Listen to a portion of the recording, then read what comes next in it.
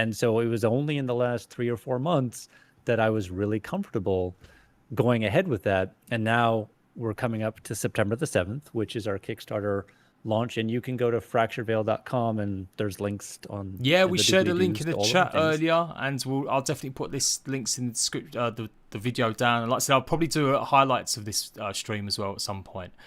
So I'll put the links Wicked. there. But yeah, that sounds good. So, I am on the menu screen. Should I just pop in then? Is it okay? so you're going to need to make a character first. Right. Okay. So I'll do that. Okay. And then So I we was going to want to say, do that. you can talk to me more while I'm messing about with the bits and bobs. Oh, okay. I've got, yes, I definitely need to do some Mankini. Was it Mankind? That's the shaver of choice. That's promoted by a lot of people. I definitely need a bit of that. Our character customizer, we're first and foremost, we wanted to be as inclusive as we possibly could without, of course, alienating the majority of people. So if you want to go full Mankini, crazy, you do totally what you want. fine. Yeah. If you want to go kind of hairy woman, you can do that too. So you've got your buttons in the top left for the masculine, feminine body types. Anytime you see a dice, that's the randomizer, so you can just get random. Right. Okay. The buttons in the top right are to adjust the time of day, get rid of the UI, all of that stuff. If you want to see how they're going to look in the daytime under torchlight.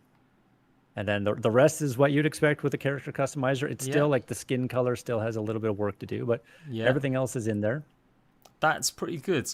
You know what? I'm going to be a bit more traditional just today. Only just today. Yeah.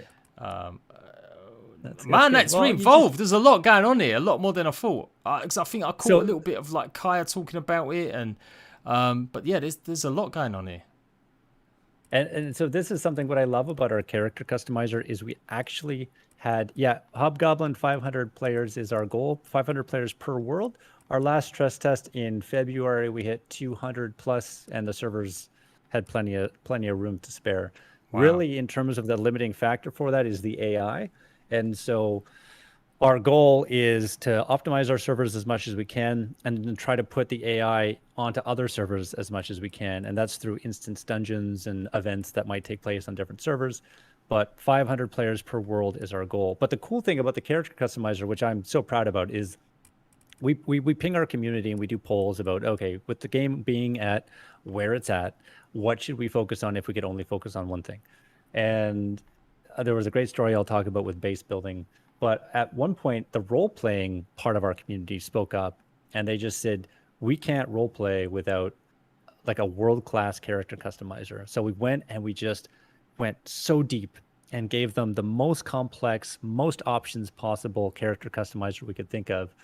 And we gave it to them after like 3 or 4 months of work. And they grabbed it and they're like, this is really overwhelming. Can you remove half of these options?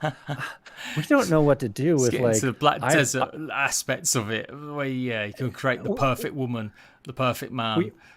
We had like 85 or 92 options or something, and I think we've toned it down to 40 or whatever it is now. But it was like a badge of pride when our role players told us that it's too much. We went too far. Right. Just back off, man. Back off. Okay, I've got to do a name. Where's that one? No. Hang on. Yeah. No, I don't want to cancel. Where do I choose a name? Sorry, this is there it is. There it is. I'm just being dumb and didn't see it. No, you're not. This needs, obviously that word name needs to be like 5 times larger. I don't know why the text is so small. So but that sounds good. We are going to fix this. My guys, 500s. That is a big number. Like, I mean, I guess, we've seen some of this technology coming to this stage. Amazon, they haven't confirmed how many are in these shards, but I do remember getting info when I visited them, and they were talking about 20,000 players like could handle on one shard and stuff. And other games are doing similar stuff, like Last Oasis, maybe to a lesser extent in their servers, but they're still connected. Atlas, obviously a bit of a fail, but it still can support 40k players supposedly. So even 500, that's reasonable. That sounds better than promising 20,000 that never ended up actually being true. But that sounds good. We went through that period with MMOs where it was essentially like an arms race of who could have the most players.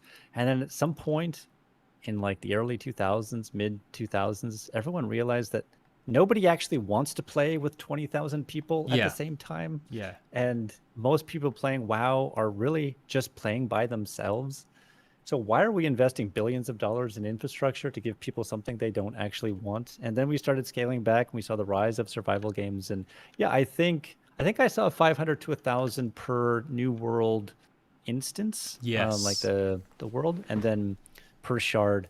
Little fun fact, do you know where the word shard comes from when it comes to MMOs? No, no. Oh, it's a great story. So it all comes from Ultima. So in Ultima, way back before like Ultima Online, I think it was Ultima 3, part of the lore and the story is that there was like I think it was a crystal of some kind of the avatar, and it shattered into all of these shards of they call them shards of the avatar, and each of those shards represented like a parallel world in Ultima Online, Right. and so it was Ultima Online that coined that phrase because it was part of their story. But then every MMO after that just used the word shards to mean different servers. Different. That's pretty cool. That's pretty cool. I got to say, I've never been an MMO player. Like, I've just never. I wasn't a PC player until I started creating YouTube like 4 or 5 years ago. No way. So yeah, I missed out on all that stuff. So that's why I think I took to survival, because that's like a step up from playing bog standard console games where you had multiplayer shooters, but never to the level where it's surviving. Minecraft first, and then so many after that. So yeah, like MMOs intrigue me a little bit, but I just find that it's still overwhelming. I look at like World of Warcraft or even what's the latest one? That's not Bless Unleashed. That's awful. The other one that's been blessed on. No, Blessed? yeah. Oh, no. There's a brand new one that's been like it was been done up, and it's basically you're using every keyboard on the keyboard to do something. It's got 200 special abilities, and you've got to remember each one of them. That's one thing about New World. It's fairly simple. It's like it still needs to add controller support, but it doesn't look like it'd be that of a problem adding controller support to it. But yeah, I mean, what I love about New World is that they have. I mean, it's not going to be a game for everybody, and there's going to be people that are going to love our game that aren't going to love that, and vice versa. But what I do love is that I feel like they've struck a pretty good balance when it comes to how complex and the learning curve required with how deep you can go into certain areas. And it's certainly a game that you would play to kind of relax after work with. And there's this kind of okay-ish PvP if you want to get more intense, but I love that it's not just a kind of a dumbed down point and click, wait for your character to kill monster, move on to the next one. But I also love that it's not Dark Souls intensity where you're just nonstop anxiety the whole time. I think they struck a really good balance there. Yeah, I remember fearing for them, like when they first did the kickback and said they were removing the PvP aspects from the alphas and making it optional.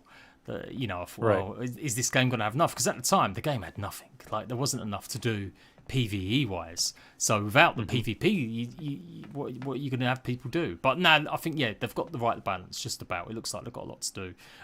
Anyway, enough about them games. Let's look around. I'm done on Steam. Cool. So there's this bug where because I'm an admin, it doesn't let me suicide properly. So I was just going to suicide and spawn back to where you are, but because I'm a god user in the server, it doesn't want me to die. So it always just like gets me into this semi-dead, like lich state where the whole screen's red and I've got one flashing bar of health left, but I can't die. So I'm gonna just create a brand new character. I'll randomize it, and I'll be in there in 2 seconds. No worries. I'm looking at, obviously, I think, yes, you've had some streamers on board. I remember seeing like Nerd Parade, check it out. Yeah, you had Sir Winter last night. He's cool. A few others as well. So it looks like you're generating a little bit of hype as well now, obviously ahead of your release. So the Kickstarter, how is it going to be? Just like a 1 month Kickstarter campaign? It is, and like huge shout outs to obviously yourself, but all the other content creators that are jumping on board. We're so fortunate we're in the middle of a drought, so it makes it kind of a no-brainer. We're so fortunate that people have been playing Ark for 7 years and they're ready to lose their minds if they have to do it anymore. But we've had amazing support from these people. Like you were saying, Sir Winter, just a hero of mine from my Rust days, getting on with him. Nerd Parade, I'm so glad you brought him up. Nick is one of my favorite people. Standard Damage, yourself, Kaya. So it's been a great response, and it's kind of like it's been really validating as far as the game is concerned, because we've been getting such a good response because the game is engaging people in a really special way. So we're really excited about that. The Kickstarter campaign, September the 7th, it's going to go for a month. Yeah. Yep, this your standard Kickstarter campaign. And my client is just so bugged. I'm seeing does someone not want me shake your hands. There's someone doing a Hawaiian hula dance here. But yeah, I mean, that's it's pretty definitely good. I'm rocking a 390. I've got a 10 core. Oh. It's buttery smooth so far. Like there's no tears. There's nothing going on. It's good. If we're not buttery smooth on a 3090, Yeah, then yeah. we You're having worries. Okay, I finally spawned in here. Hold on. So what you want to do? So I tested this out with Rocky No Hands. Played with him. Such an incredible guy. But if you want, you can actually go into the settings, and so you hit Tab to go into the settings. Go into settings and go into graphics. You could actually, hopefully it doesn't crash. It's fixed at this point, but we had a crash where it would crash if you changed it. But you could actually change it from epic to cinematic if you want to do. Let's give it a Essentially, try. the cinematic setting is almost exclusively reserved for a 3080 Ti or up. It's what we use to capture our screenshots and do all Okay, that yeah, stuff. yeah. I can see a little bit of like maybe motion blur. That's the only thing I probably will keep off somehow. Oh yeah, If it's there. you could also keep off your head bob if you wanted to. Yeah, that's the only thing.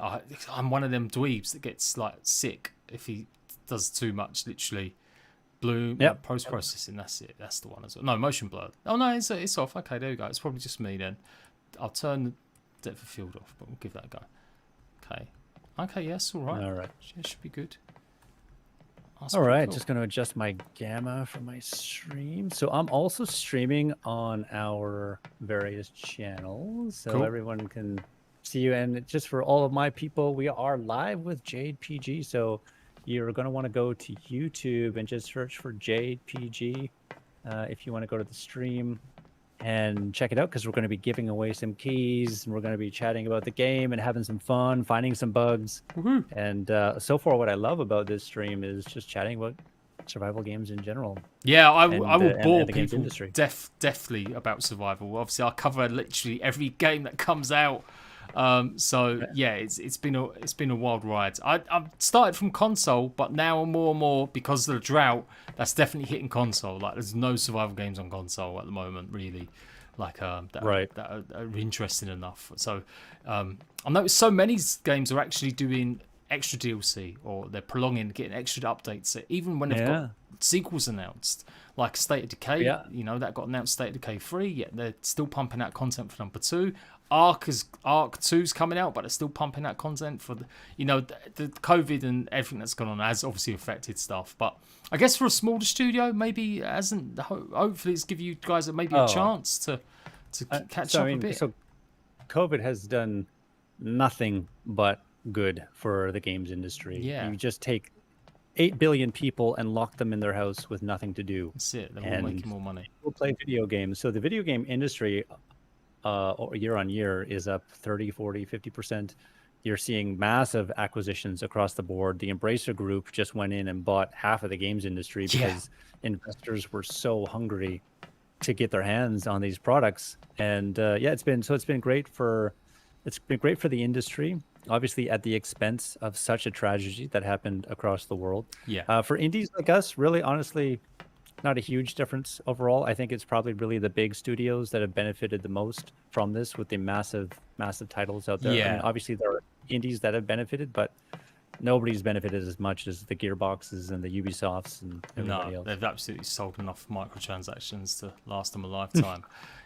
But that's it. I mean, that's the other thing as well. The survival genre is so kind of getting to the point I was talking earlier. Like it's been overdone.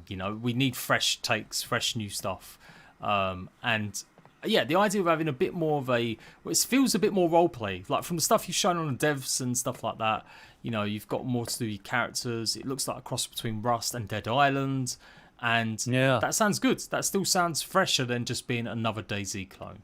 Where it's So I mean, we obviously this game has its roots, and I'm online with you too. So I'll meet you down. I'll let you try to find your way down into the Great Room. And obviously we have, like, this game is built on the backs of giants. The Rust mod, the DayZ mod, the Rust standalone all of these games have been a huge part of our inspiration. When we start systems, we usually go through and play 30 or 40 survival games, take notes on what they're doing with construction, with crafting. How long does it take to get the first bow? How long does it take before I died from an enemy the first time? Like, pretty copious notes to make sure that we're at least at the foundation level as a base. We're starting from the right place, and then how do we look at differentiating from there? So we are looking at differentiating in a lot of areas. We've talked about that in terms of the scale that we're shooting for. And I think, what I usually say is that there's two knobs in this game that we're dialing at the highest level. That's hardcore survival and MMORPG. And I think where those dials are situated in Fractured Veil is definitely something fresh and something new. As we are certainly not scared to lean into the hardcore survival. This is a full PvP. Yeah, it's not cozy survival game. Cozy Care Bear style, like, just harvest for the sake of it, and no real danger. It isn't, but we do look at a game like EVE Online as a good example of how do we balance those two groups of people, and how do we keep the risk in the backs of people's minds? Because I think, honestly, when I go back to the most exciting parts in Rust or other survival games, obviously it's not getting smashed over the head with a rock as soon as I spawn in naked at a beach, but it is having that backpack full of loot and just running my butt off to get back to my base.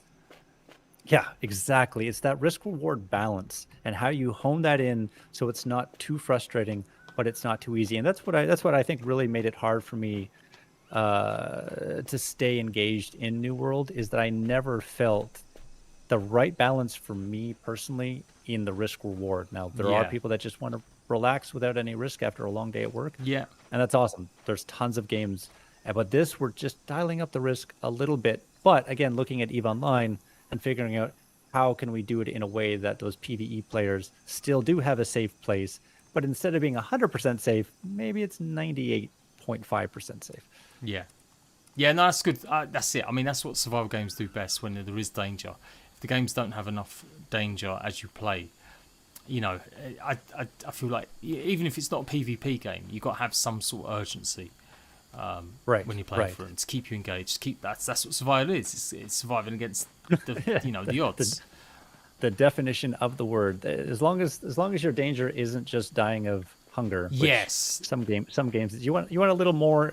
You want a more exciting danger than your stomach. Yeah, that's right. Yeah, it's definitely, like I was saying earlier, the monotonousy of eating 10 steaks to keep you going for 1 hour is definitely something that's a bit more thingy.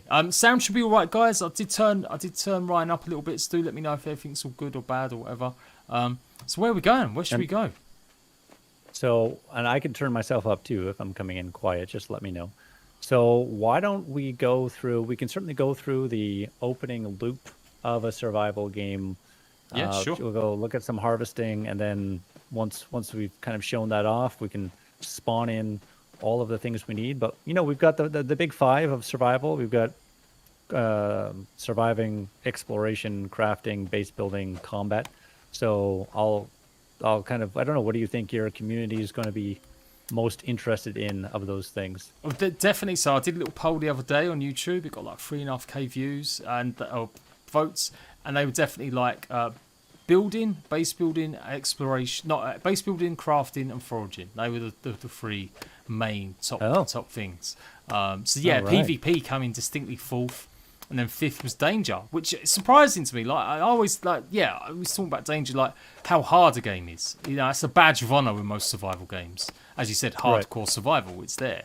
But a lot of my audience were they were a bit more dedicated to the crafting and gathering aspects and creativity aspects. But it all depends. It all depends. Yeah, let's focus on those things. Let me just find my mouse sensitivity here and turn that up a little bit. Also, if your FOV needs to be turned up, feel free. I know I get in with a lot of people and they look at 60 or whatever we have it at, and they kind of balk at that and crank it up. Oh no! I think it's at 50. From being an old console pleb, like I'm perfectly fine. I'm not to that stage yet where I've got to have it super zoomed in or super wide. Right. Fair enough. Great. So yeah, we're gonna have a nice, relaxing stream. We'll do some harvesting. So as you're chopping down trees, you'll notice there's some lovely flowers showing up on the tree. And so that's kind of our weak call it our weak spot system. So similar to what you'd have in Rust or Fortnite, where hitting that flower is going to give you a bonus in terms of resources harvested, as well as kind of the speed at which you're gathering from the tree. And this is your trusty like starting weapon, is it? The pot and the pan with the so it's called either it's called the shark tooth pan or it's called the killet. Let's see, and we have a big patch coming, so there's always a bug deal. Okay. So we'll leave that poor guy. He's stuck in a wall. Yeah. And we have a big patch coming tonight. We have our testers testing it out right now, and hopefully it's going to be all fixed up. So are you? I'm just turned just a little bit because he was quite loud. Oh, no. Yeah, well, he's dead now, so that's it. Yeah, well done. You've got your retribution. Yeah. So we'll go find some stone. We'll build some better tools. Maybe go see the remains of some unfortunate bases that have been sieged. Yeah, so talk me through the PvP aspects. Like, how's that going to work? So EVE Online is a pretty big inspiration for us. I think there's some stone over here. In the sense of having different zones for different types of play style. And while PvP is open and allowed in most of those zones, with the exception of like the safe zones that you start in, or safe settlement zones where there might be vendors to buy stuff on or get quests from or whatever else, the rest of the world is going to be open PvP. But just like EVE Online, there will be your high sec, your low sec, your null sec kind of zones as an analogy to use, where PvPing in those zones will come with some pretty harsh consequences. Right. And our goal is, I mean, we look at the success of Rust, and more importantly, we look at like the long-term success of Rust, and that really inspires me that there is an appetite for this, in the sense of Rust is the only game, and I'm not saying Rust is the best game. I'm just looking at in terms of the growth of their community. Rust is the only game that has more concurrent players today than they had a month after their launch. Yeah. So yeah, for sure. Yeah, no, I hold it up. I mean, I got some issues with the Rust console version at the moment of having a bit of running back and forth war with them for a while. But the PC is night and day. Like I think, yeah, you're right. The way they update the game, I think the microtransactions are the right balance of supporting for players that want to. And then we get free content every other month or every month. You know, it's pretty solid. Like that's what I wish other survival games would do, rather than bloated DLCs and stuff that doesn't necessarily gel as much. Or, you know, the only other one really outputting as much content is probably like No Man's Sky for free. And, you know, that's still got that reputation of, you know, no matter how much is improved and how much content they put into it, they're still going to be thought of like as that company. But it's a shame because they've gone above and beyond. And yeah, Rust, I would say, it's probably one of the best survival developers out there, like right now, like compared to the other ones. Funcom, Conan, they've all had stages where they're good and they're doing good stuff and innovative stuff, and they've certainly popularized a lot more than maybe Rust has, like especially Ark, in terms of like overall survival across the board, like for consoles as well. But yeah, in terms of the stuff, shenanigans they do, the DLCs and stuff, I'm not a big fan. And I just think Rust is like, a gold standard. If you could ever get to that stage where you're releasing updates every month, and you know, a little microtransaction skins support it, that sounds good to me. I think you should be able to craft a better thing. So our skillet is like our rock and Rust, except for, so a lot of times you will hear me mention Rust, and usually that's our starting point with base building and a couple of other things, maybe harvesting. And we start from there, and then we look at how can we just make it better. So the frying pan is one of those examples. You never lose it. It's always there. You start with it no matter how many times you die. We might allow you to customize it down the road, but not to the benefit of harvesting. And then essentially the first thing you want to do is craft one of these hatchets, which will take the tree down a lot faster. Yeah. And our harvesting system, I look at Valheim and I look at Cryofall as good examples of that, where the axes aren't just about giving you more wood per tree, but they're about unlocking better trees to harvest. So right now with these guys, we can go after essentially the soft trees and the small trees. Right. And then as we go from our frying pan to our stone axe, we get a little bit bigger trees, and we go from the stone axe to the metal axe, we get even bigger trees, and then we go to the two-handed sawtooth axe. Then you're harvesting these massive Goliath trees. And that's an area that we're looking to differentiate from Rust.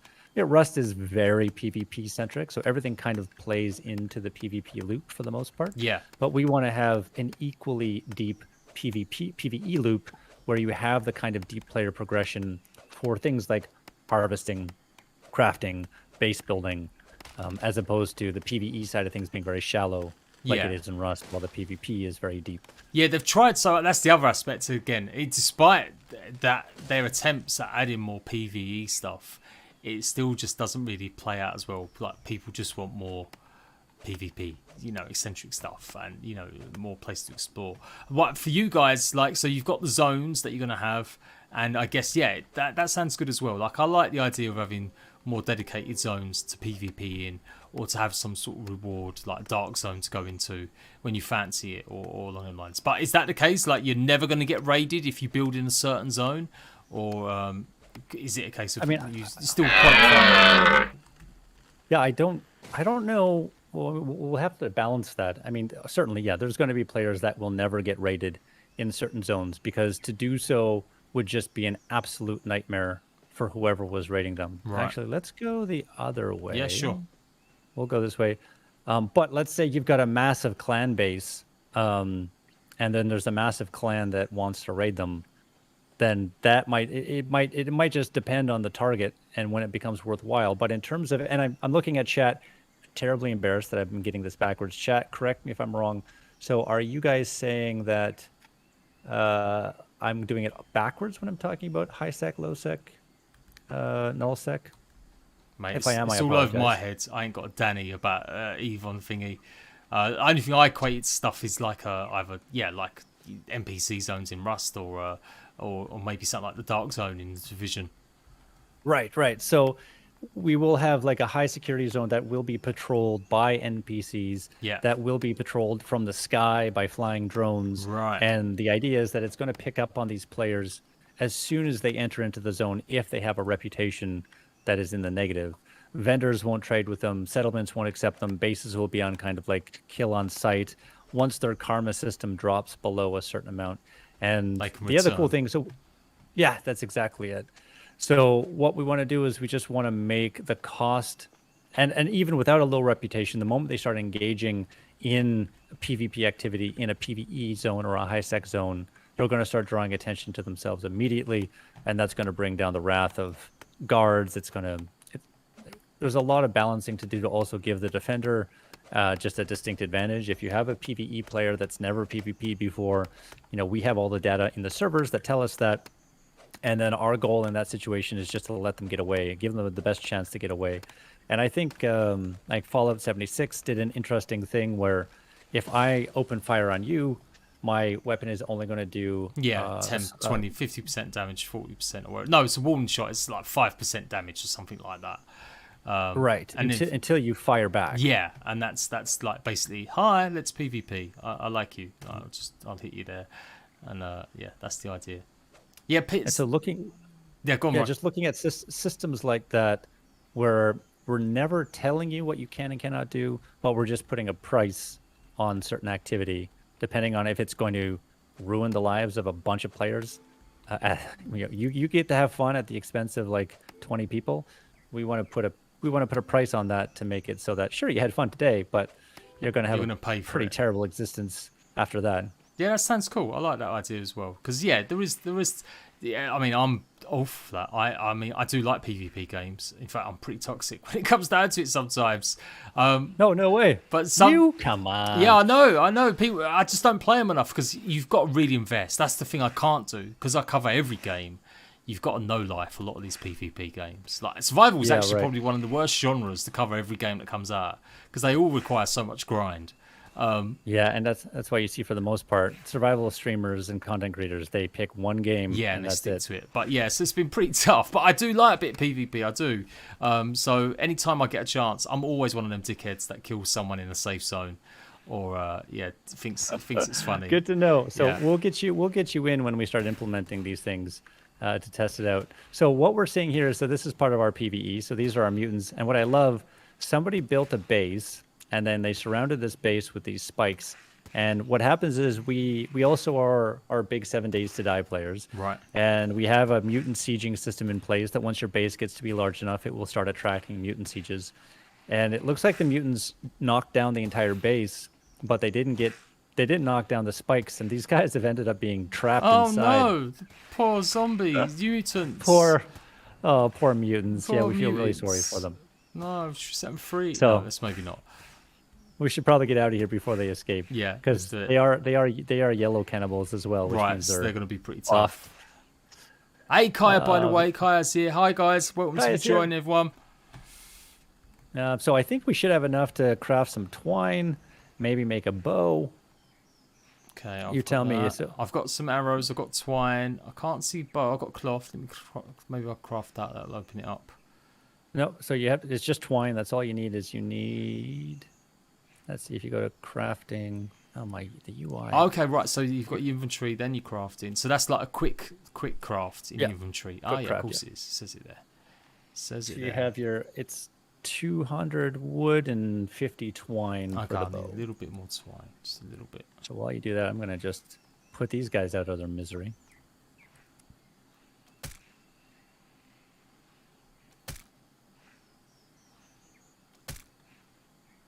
Oh yeah, these guys are super buffed. 5 headshots. So while you're crafting, I'll talk a little bit about these cannibals here. Our cannibals, well, what we try to do, again, to differentiate ourselves from a game like Rust is to go a little bit deeper on the PvE side of things. Mm-hmm. And we look at all of our enemies and just take, I don't know, I think Ashes of Creation did a really good job with this, of like every enemy had a little quirk to them, and some of them had secrets that you had to solve to defeat them properly, but they all had their little quirks. And we try to do that with most of our enemies. We do have tanks in the game that are just there to suck up bullets and run at you, but those cannibals are an example of a mutant that we thought about and figured what could you do interesting with a cannibal. So what happens is I've just killed 2 cannibals in this pen, and they are yellow cannibals, so they won't actually do this. But if you kill any other mutants and you just leave the body there and walk away, eventually it's going to start attracting scavengers that are going to eat the dead body. And the cannibals are the ones that eat the dead bodies of humanoids, and they'll just sit there and feast and feast and feast. And the longer they feast on the body, the more buffed they get and the stronger they get, to the point that they're just really, really tough. So it's one of those things where if you have a chance to craft a torch as well, it's always good to have one of those on you, because we like to light the bodies on fire before we go, so that when we come back through the area, there's not like 40 cannibals waiting for us there. I'm just trying to work out how to put the bow. Yeah, I'm crafting more of them, I think. That's craft. Where's my bow gone? I had arrows there. Well, thanks, Matt, on the compliments for the menu. We just redesigned our entire UI. We had kind of a placeholder programmer UI in for 4 years, and we just redesigned the whole thing and implemented that a few weeks ago. So trying to strike a balance between clean, but we still want it Hawaiian, feeling a little bit with that island spirit, that aloha spirit, as we say. So hopefully we've struck a good balance. And I can see your water levels are down to 12%. So I'll make us, oh, mine are down pretty low too. I'll make us a water catcher, and we'll get a quick drink. Right, I keep cancelling my bow. Right, yeah, so I'll run around towards you as well, hopefully. Yeah, I realised I've just been pressing the wrong button. That's why I wasn't crafting my bow. But yeah, I like the menu layout as well. I do. You know, that's another thing as well. Like, I hate getting in danger, like going, oh, this game does this bad or that one. But you do judge things by like how easy you found something in other games. And I remember when Oh jeez. what's it called? We might want to we might want to. Yeah, this guy's a big guy. I'm gonna just run. Yeah, I don't know how. I'll let you do the heavy lifting there with the firing. I'm not sure how we attracted the attention of these. If you maybe wandered a little bit too close to their area. These are the chopper guys. So these are the banks. These are the tanks. Right. So they just eat bullets. I'm gonna drink some water quickly and then run and then run and then run. But yeah, scum. Wow, I found like the inventory. It was hyper. Too much little Lord. boxes to click on and stuff like that. So it's nice to see that your menu system is like big boxes. Like it's laid out nicely. It's simple enough. All right, we lost. It's pretty colourful. Yeah, and like we pull from all places when it comes to references for inspiration. And one of the, we have games like Rust. We have games like not Scum, but we have games like Arc and other games. Oh, you got yourself a bow. Nice. Yeah. Are you good on arrows? Yeah, I've got a few, I think. Yeah, I've got 8.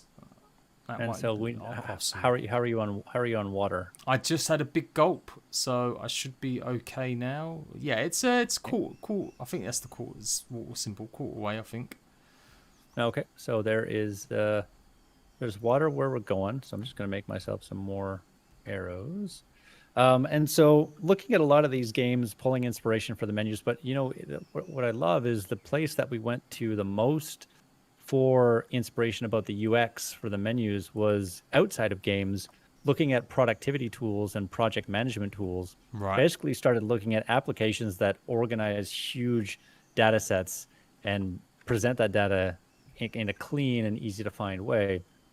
And that's where we got into like Jira and Trello and Target Process and email applications with how do you organize information for people.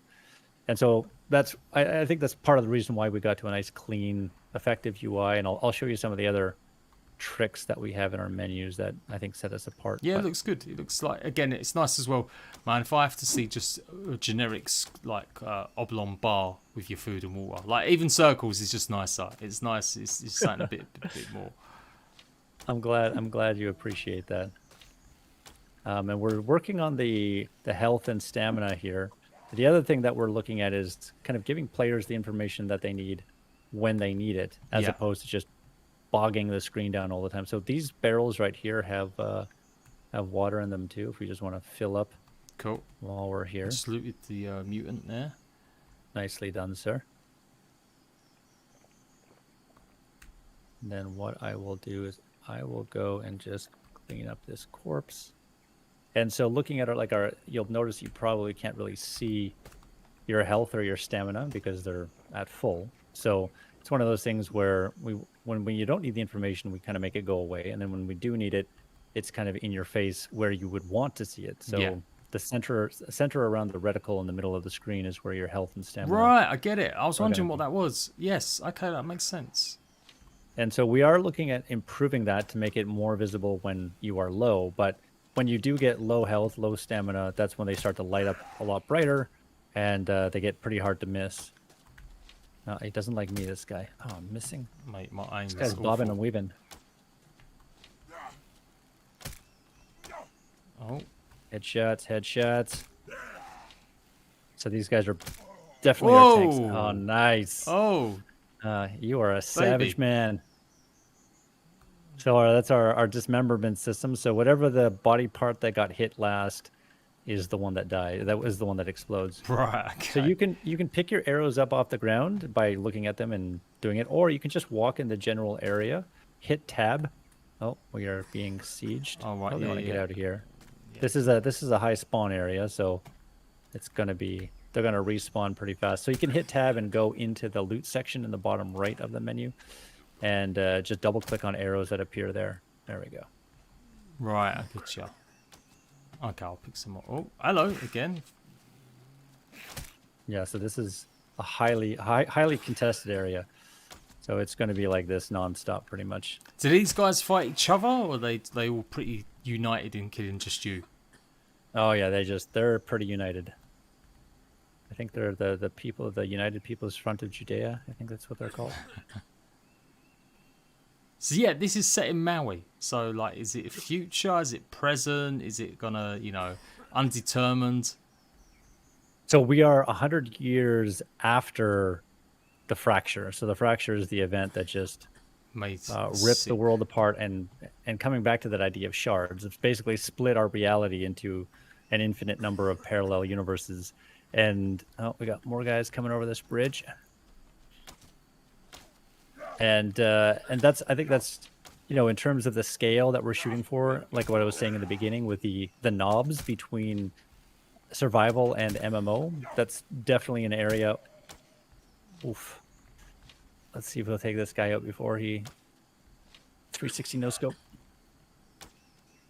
So that's definitely an area that we are turning up the knobs on the scale of the game. Yeah. Looking at our goal is that was such a good shot from deep. He just took that guy's head off from like 100 yards away. I've been trying to kill a lot of deer today in Valheim, and it's really frustrating, and it's awful when you got to aim 20 feet away. But yeah, that was all right. No, I think I see you getting better over time. Yeah. So the concurrent count is one of the areas that we're scaling up from what you'd expect in a typical survival game. And then the other way is through the storyline of the island of Maui and our reality being shattered into these fractures. The players will be able to travel between parallel universes as well once they find portals, or what we call veils, throughout the world. So throughout the world, I think one of us is poisoned. Yeah, I'm coughing a lot, I think. Oh yeah, your toxic levels are pretty high. It'll go down eventually, particularly if you keep yourself hydrated and fed. Right, okay. So yeah, so just looking at throughout the world, there will be these portals that will take you to different, like technically they're taking you to a different server, but these servers are variations of a theme. So every island will have kind of a flagship server, and you can imagine it like a hub and spokes, where you have a main flagship server that is representative of a biome. So we're in the jungle biome, and then connected to the server will be satellite servers that you can travel to through various portals or veils. And each of those servers will be a variation on the jungle theme. So the night cycle might last longer. The mutants might be out in force and a lot stronger. There might be less penalties on PvP, more penalties on PvP, all of that kind of stuff. So you can imagine them kind of like modded servers in a way, lightly modded servers in survival games.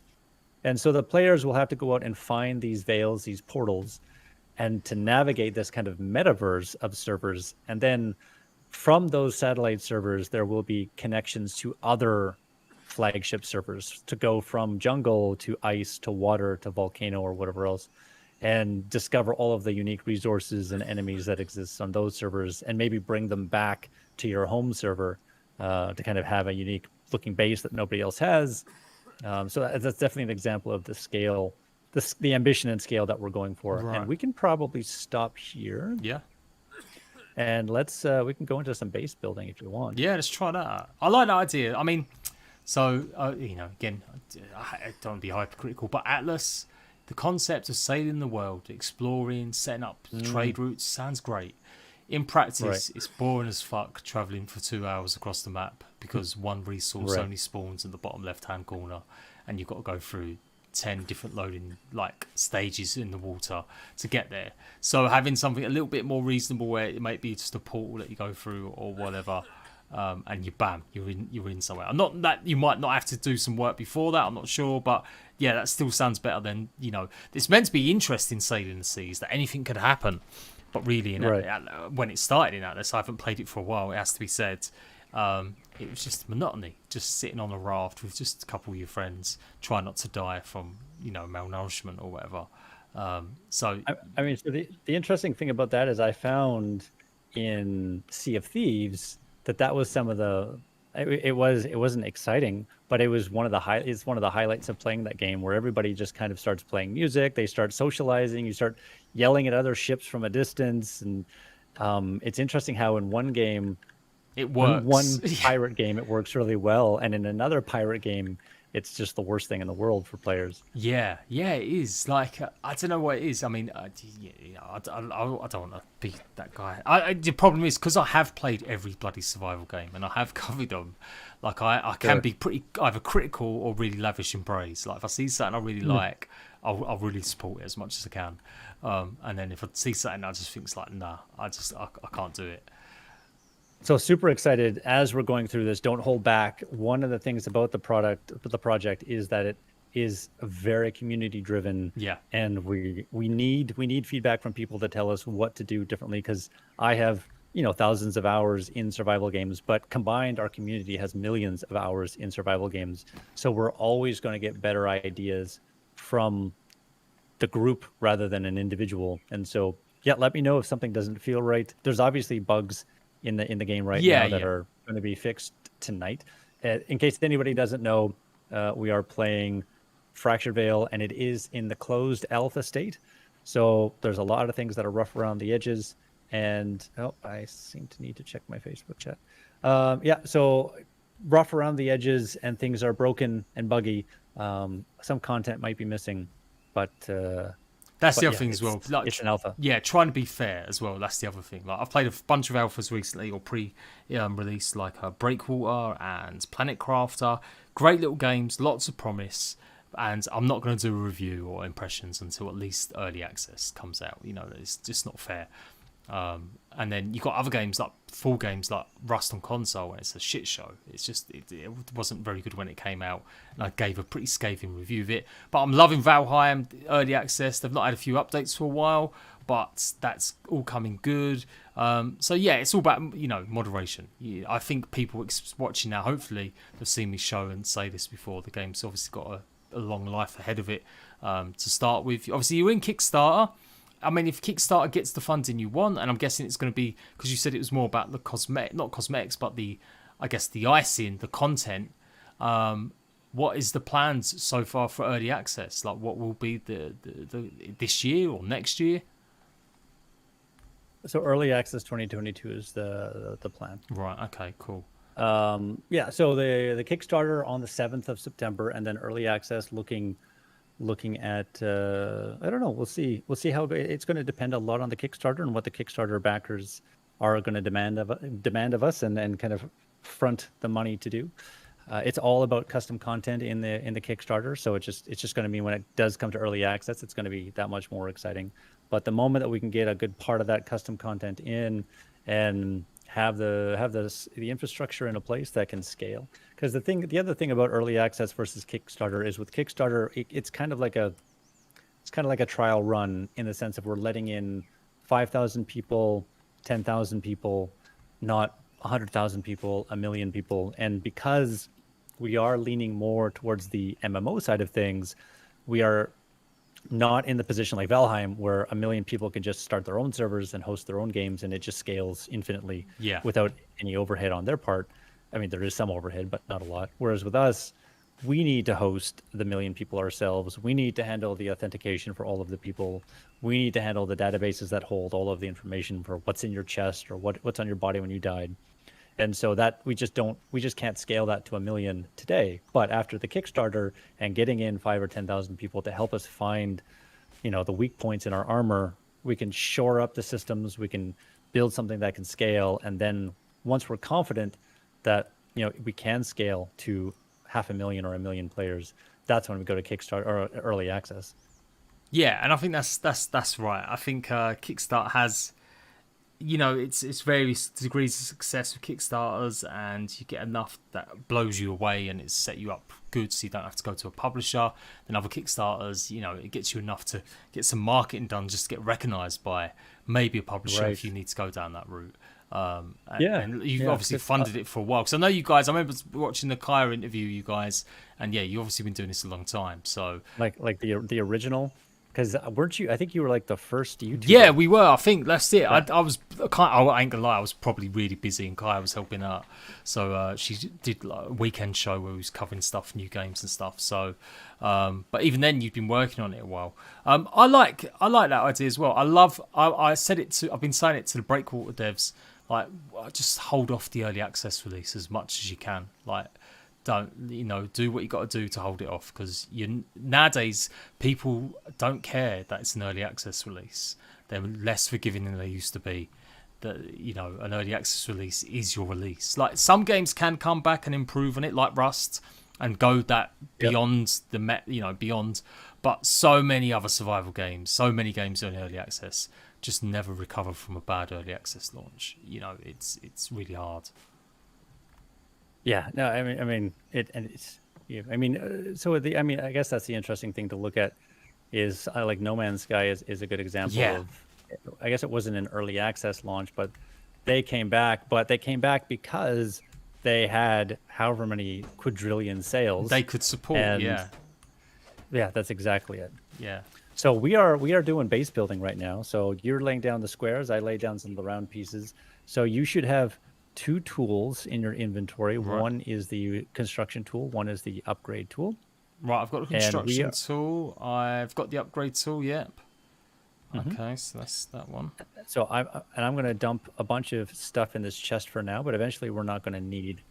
There's tools in this chest if you don't have the upgrade tool, but we're not going to need to have you carry resources on you, because I'm going to solve that problem as we place down a totem. Sweet. So the first thing that you want to do when you're building a base is you want to claim the land. Yeah. And you do that with a totem.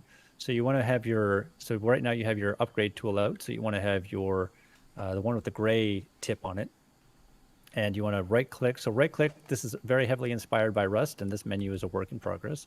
And you want to be placing a totem down, which is the thing at the bottom of that menu. Okay. Not enough materials. Oh, hang on. I'll get some more from the chest. I think it's at 1,000 wood or something like that. Am I full? What's going on? Why can't I put it in there? Or maybe I could just drag it. Let's try dragging it. No? Come on now. Oh, it says I've got 300. Maybe I've got too much weight on me. Yeah, that's got to be it. You've got your upgrade tool. Oh wait, no, you got your thing out. So yeah, so if you have too much weight, then you're not gonna. You have to make some room. I'll make us some backpacks, because that'll help. That situation. The totem's up now. I got it up. All right, guy. So what's going on? Okay, it's the same thing. Open inventory. You can load it up, I'm guessing, to keep the resources going. So wood in this instance. Yep. So yeah, there's a backpack in the chest. So let me show you something cool that we can do here. So one of the things, did you ever play Cryofall? No, again, one of them ones I'm desperate to get some time to try it. But yeah, I've been following it, and obviously it came out of early access recently. Oh, they did. Good for them. So, like, huge fans of those guys. Totally tiny team, and I think they did a lot of things right. It's not for everybody, but they did do a lot of things right. And what I found in that game, what really motivated me in that game, was they had some nuggets of inventory management that were really, really cool to save people time. But they also had the same situation as Rust and everything like that, where if you were in a group of 5, one of those people would just be doing nothing but like organizing boxes. And this is where, or cooking. Like when you get in, if you get in with a group of 5, you have to have one person that does nothing but cook for the group, because you starve in like 2 minutes. So this is where we were kind of motivated to look outside of survival games and outside of games in general, there's got to be a better way to manage inventory, and particularly when you're in a base. So right now, what you and I want to do is we want to move these resources from this chest into this totem, so that when you build from now on, it's going to pull resources from the totem instead of your inventory, so you don't have to carry a bunch of stuff around. Oh, nice. So what you can do is you can hit tab. Yeah. And you see in the bottom hand corner, you've got a bag, a box, and the totem. And the box and the totem icons are white, which means that the filter is off. So if you click them, they'll go yellow, and then you can see the contents in a unified inventory, and you can use the mouse wheel to scroll down through the contents of the unified inventory. And then what you can do, you probably just want to take that backpack and drag that onto your body so that you can wear it. There should be a backpack slot on the left of your body. Right, inside the chest. There's that one, yep. Oh, so did I just hear you use the chest? I did, yeah. So I didn't have to. I could have just done it from the totem. You're conditioned. You're conditioned to use it. So put put everything in your inventory into that chest in terms of resources. Right. Okay. And then instead of walking up and using the chest, just be in the general area of this chest, hit tab, and now you see those icons in the bottom right. And then what you want to do is you want to just drag, you can just drag the chest icon onto the totem icon. Right. And it'll Okay. move. Gotcha. Yes. That's Or cool. what you could do is you can actually drag the individual stacks Right. from the grid onto the icon to move it in there. You can right click on the chest if you want to, give it an icon so you know what's in it without having to look into it. But it's just a way of like, never again do you have to open, close, open, close, open, close. That's cool. And, that is really cool. I like that a lot. and spend your whole life managing inventory. Yeah, and yeah, for Justin, sure. we're reading Facebook chat. I hear you loud and clear, buddy. So that was one of the things that really hit home in Cryofall, because Cryofall did some super cool stuff that we've taken to heart and implemented. Ways to quick sort your inventory. You'll see at the bottom. I don't think they're in yet, but we've got match. Oh, they are in. Oh, cool. Yeah, I see this match. So you've got. So if you go ahead and open like all of the chests, and then just take that one stack of stone and move it into your inventory, and then hit the match all button, I think it should move all of the stone into your inventory. That's nice time savers. So what it does is it just like, if you only open the chest that has stone in it, you just have to hit match all, and it'll ignore everything else in your inventory except for the stone, and it'll match what's in the box with what's in your inventory, and cool. vice versa. That's really cool. I've seen Ark has got the tech boxes that you can just run up to it and then just click one button, it just drops all the stuff out of it. But that's still only one chest that can hold one item. So this is that's Right. like taking that and doing it 10 times better. Because and we're certainly playing around with that idea when it comes to like maybe building a robot that you can just dump everything into, and it'll go and auto sort it and do whatever you want with it. But honestly, with that match all button, that's kind of like your auto sort. You just open the chest that has stone in it, hit it, match. And so I should be able to build now just 3D based, because it's going to pull from the inventory, right? Yep, it's going to pull from the totem. So you actually don't need anything you don't need anything in your inventory if you want to save the weight. But one of the things that we do look at is, how do we make it more efficient for people to collaborate together? So the idea would be one person's building, one person's chopping down trees, and instead of having to dump resources into a chest that you have to go and pick up, everything just comes out of that totem for you. Right, that's good. I like that as well. Yeah, I mean, so you've got obviously a modular system, moving it around. We've got pretty sort of usual things, but curved walls, that's nice, little feature. But you're not even taking advantage of them. You blocked my Oh no, I'm sorry. foundation. See, the problem was I tried putting one down and it was all red, and I was just like, "What's going on? Why is it not working?" So I just gave up. So you can take your so that's weird. You can take your construction tool to the wall and recycle it. Let me give it a shot. Yes, There might be some weird thing blocking it. Let's see. Oh yeah, you're right. Oh, I know. So okay, so here's the cool thing. I don't have permission to build here. So if you go back to the totem, here's another way that we're looking at making lives a little bit simpler. Yeah. And if you hold down F on view permissions on the totem, the view permissions, you'll see what we call our permission matrix. And so this is where you can tell the claim, the base, who can access things, who can do things, and everything like that. Instead of having to build doors and then go and put locks on all of the doors, we're just going to lock all of the doors for you, because anything that the player is going to do anyways, we're just going to give them a faster way to do it. Yeah. And this way, what you can do is you can give certain sets of permissions to certain players or to entire groups, such as public, friends, party members, house. So what we want you to do is you just need to add me and then just check on upgrade door totem. So now I can do all of the things. And now let me see if I can put, Hey. Okay, that's cool. Yeah, nice, simple. Yeah, absolutely solves that problem. Today on Rust, you still got people complaining they want it the old system where there's no locks, there's no teaming. I'm just like, no, you want that when you've got a tight group, but you've got a new guy. You want to be able to set some parameters for them, and then build that circle of trust before you give them access to the vault. Yeah, that's exactly it. And I understand why they do certain things in Rust. Rust leans more to the hardcore side of things and making a little bit more of a punishing game because it is so PvP focused. And I understand why a system like this might not work in Rust, but it's just, people ask that question a lot of how are you differentiating? And this is how we're differentiating is we're just looking at making players' lives a little bit easier in the areas that we can make them easier because of the nature of our game. Yeah. So I think you're going to need to recycle these corner pieces Okay, I'll here. come over. Now that I've put the walls down. Ah. And yeah, to Justin's point, the other thing is you might not want to give them your code locks because then they kind of have access to your base from that point onwards. It's nice to be able to, I mean, how many times have I had a base in Rust where you make a friend for a day, you give them the code locks, and then you have to go and change the codes on like 20 locks on all of your doors. Yeah, it's not the one. So yeah, so this one you just kind of take them off when you're done, and I don't know why I can't. It doesn't let me snap here. So that's no good. Yeah. So what we'll do is we'll just go ahead and play around with all the building pieces. I'll make sure the totem is stocked full. I'll let you just explore that, as I know that's probably what your people Yeah, for sure. I mean, see. that's the one advert of trying to cover every survival game. I do go through stages where you got a few more survival PvPers following you, then it's a little bit more buildy, depending on what the game is, or exploration.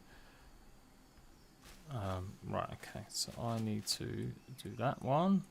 Floors and stairs. I think I made the foundation pieces too low. Maybe that's why it's not snapping.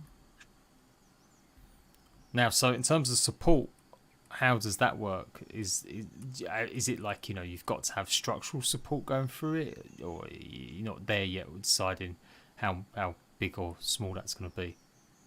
Nope, we definitely have that in place. And actually, if you want to recycle these stairs, let me show you another feature. So, because I think these stairs are in a great location, but what I'll show you a little something cool that we can do. Another thing that we added in that, I don't know, we want to give creative control to players. So if I build this staircase, let's say you built it there. And so in most games, what you can do is you can just go ahead and rotate it. So if you have an L-shaped stair hologram out, you can see that you can place it next to the staircase, but you kind of have to rotate it so it never really lines up to match the staircase. Right. So if you place it and then middle click, it'll go into mirror mode. So you're in foundation stairs. You just want to be in. Oh wait, no, your stream is delayed. I'm sorry. So you can just hit middle click and it'll mirror the staircase, and then that allows you to do all sorts of other things, right? Just place it up like placing it like that. Okay, whereas that wouldn't be possible in most games. So yeah, at the end of the day, so Justin's saying some people actually use their own personal codes for their key lock. So it's like your bank code. It's what I use for my key lock. Don't want to give that away. Good point. So we do have full, we call it our integrity system. Yeah. So you do need to be able to support with walls, or you can place a frame. So like I'll put a wall frame between those two stairs there. And that's right enough there. Okay, that's cool. So that'll let you extend it out a little bit further. Right, and obviously, orange, it means like it's not got enough support, or you're going to need to do more to it before you add any more. Yeah, nice and simple, nice and colourful, visual. Yep, the only thing that we've gotten suggestions for is having some better indicators of if your wall is facing inwards and outwards. So we'll probably put some like small little arrow or have glowy bits or something like that. Yeah, in Rust, I mean, there's nothing more frustrating in Rust than putting the soft side of a wall and then having to dig it out, or before you could pick them up with the hammers. Yeah, ain't that the point? Yeah, for sure. Console, we've only just added the ability to pick stuff up with the hammer. So for ages, like 2 months since it launched, everyone's been soft-sided, couldn't even pick up crafting benches. So that is we have yet to be able to do that. It's just something we haven't gotten around to. It's a very requested feature, but we'll get to it. We'll get to it pretty soon because it's next to auto run. I think that's one of the most requested features. Okay, I think I've done that right. Yeah, this is cool.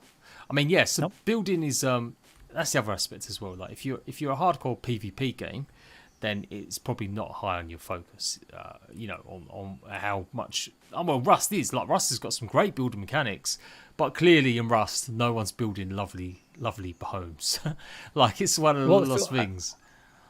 I mean, I think that's what is so great about Rust is that people. I mean, obviously there are certain role-playing servers and certain PvE servers where it's all about creative building, but in the actual like core of Rust, the motivation isn't to build a nice, beautiful home. The motivation is to build a home that's defensible and can't be raided very easily. And that's where I'm so inspired by their building system, is because it's allowed people to get incredibly creative with creating bases that are hard to raid. Or I mean, trap bases are probably one of the funnest things to watch on YouTube. Yeah, absolutely. And so that's why we took so much inspiration from Rust, is because I think there's probably far more. Oh, actually, you want to get rid of one of these? I'll show off something else. They have like the diversity and creativity with base building. Again, not for a visual standpoint, but for defensibility is like bar none. So we like our spiral staircases. Oh, okay, cool. Nice. Yeah, like so I've seen obviously with Valheim, it's the only thing that's kept some players going the last couple of months, being a creative builder, you know. And then Grounded's just had its update where it's added mushroom castle pieces to the game, and that's added a real big layer because that needed more building. It had some nice features, but just didn't have enough tile sets to make it. And Ark is probably the one that they just don't listen. Like they've had 5 DLCs and have not added a single brand new build set other than the Scorched Earth set from like 5 years ago.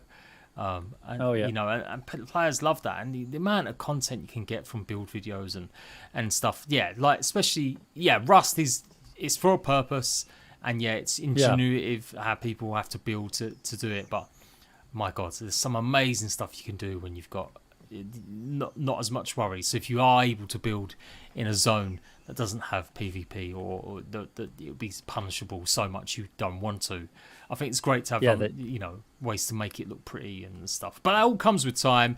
Like, you know, as long as you've got the good set there to start with, and this looks pretty good. Like I've played a game recently, I ain't gonna name it, but it had the building set, it had a basic one, but the camera was so awful. Like you can't look inside the building because the camera just wasn't really trolleyed enough to your character, and it just made it really enjoyable building.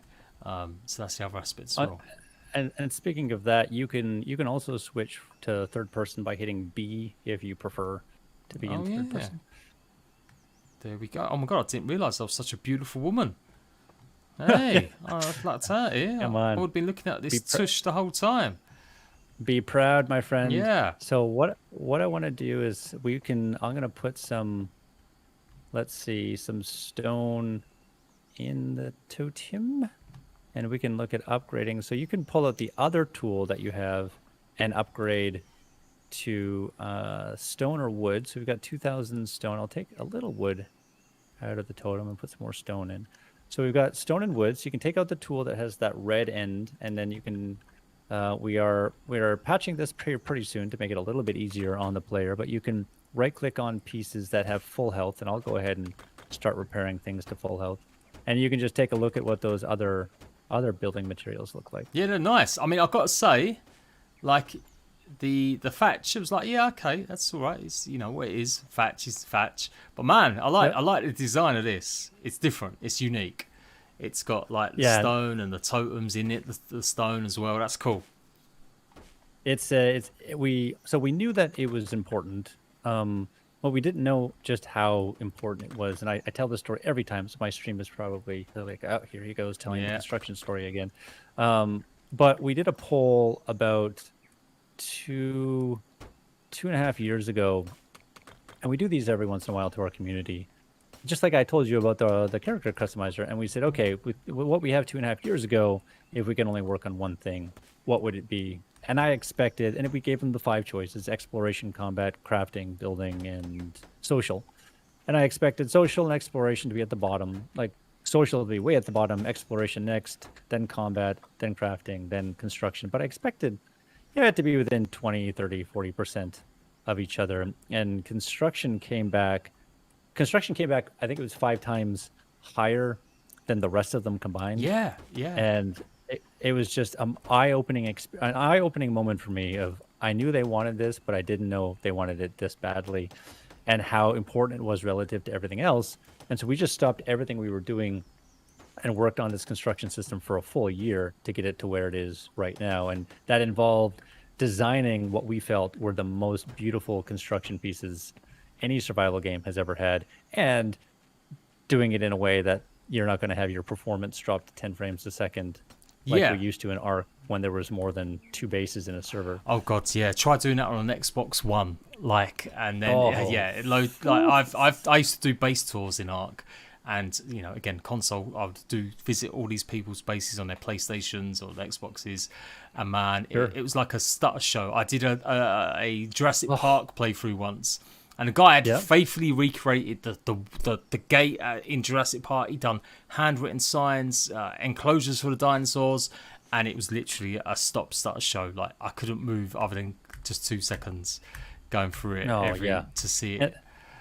And it's just, I mean, so like I know that team, and I know what they're dealing with. They're dealing with a very old version of the Unreal Engine. I think they're on 4.4 or 4.6. So my heart goes out to them in terms of like the limitations that that version of the engine brings with it. But it's just so sad that after all this time, players are still having to deal with that, because it just limits how much fun people can have in what would otherwise be like an amazing game, but you're running it at 10 frames a second. So you can't I guess that's one of the reasons maybe they've not, because I'm thinking about like memory costs, why they haven't probably added more like sort of skins or things to the baseline version of Arc for building, because it probably would cost too much memory.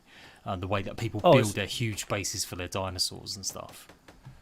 Yeah, so I think they're on Unreal 4.4, whatever it is, and you can probably easily find out the engine version they're on. But in that engine version, there's a system called decals, and so it just works like it does in real life. You slap decals on objects, and you can change the appearance of an object by slapping a bunch of decals on it really cheap. It could be decals like cracks in a wall, or water damage, or moss covering something. And without that system, you have to have totally different textures for every single change you want to make. And you're right, it's a massive memory hog. And so their hands are really tied, because at this point they can't really upgrade their engine version, because it would go from like 4.4 to 4.27. And that would be like trying to upgrade Windows 1.0 to Windows 11, the one that we have today, and expecting the programs to work properly. Like everything would just break. But you're lucky enough because you're on the more advanced version, or is it the technology's improved? Yeah, correct. So I mean, even we are on an older version, and we are on Unreal 4.2 2.3, and the latest version is Unreal 4.27. So even we're 5 versions behind, and it's really frustrating, because there are some really nice VFX and particle system improvements that would allow us to do crazy physics-based particles that really cheaply that we can't do right now. But for the most part, we kind of have every major thing that we need. Man, you're right. I'm looking at these sets going, yeah, this is amazing. Like I support. That's the thing I used to do a lot. I don't watch Arc Let's Players or anything. I find Let's Plays pretty boring, even though I do them. I like building. I would just watch someone. I like seeing a good build video, the beginning, the middle, the end. And over the years, some amazing creators. So I know quite a lot of builders. I'll have to give you a little list of other creators if you want to get some people involved. No, 100%. And I mean, the exciting thing that we are doing with other creators right now is we're inviting them to bring the top creators from their Patreon or their Discord servers into the game, and doing like a build-off within their community, or doing build-off competitions between different communities. So it's something we can set up depending on what your schedule is like, of getting some of your best community members in. And it's fun to, like, you and me build a base, but when you get 5 people collaborating on a base, or 10 people, now the scales, like our height limit is 40 stories, and we're sitting at like 4. I got to build us a water catcher.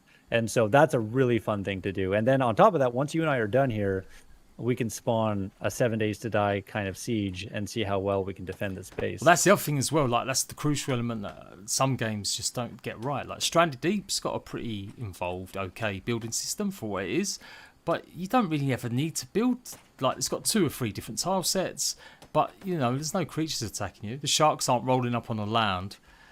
So it becomes a choice of doing it just purely for the art, for the cosmetic, for the feeling of building. But that game is so bloody grindy that I just don't find... I can't say I've seen too many channels or videos devoted to it. So yeah, I like survival games that have prettiness and like I said, and then functionality. Rust, it's functional, it does the job, people have maximised it as much as possible. But I do like games as well where base building means base defence. You know, you're building it for a reason.